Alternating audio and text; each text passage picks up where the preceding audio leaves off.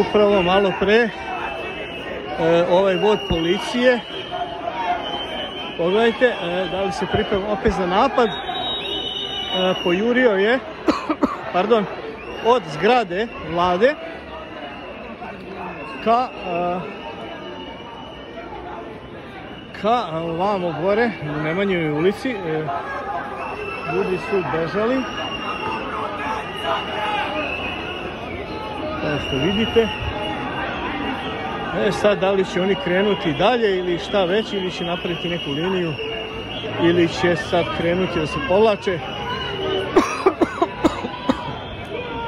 Vidjet ćemo.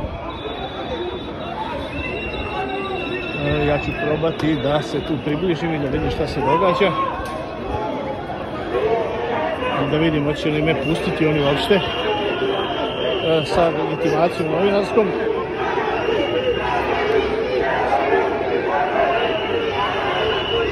Može. Pres.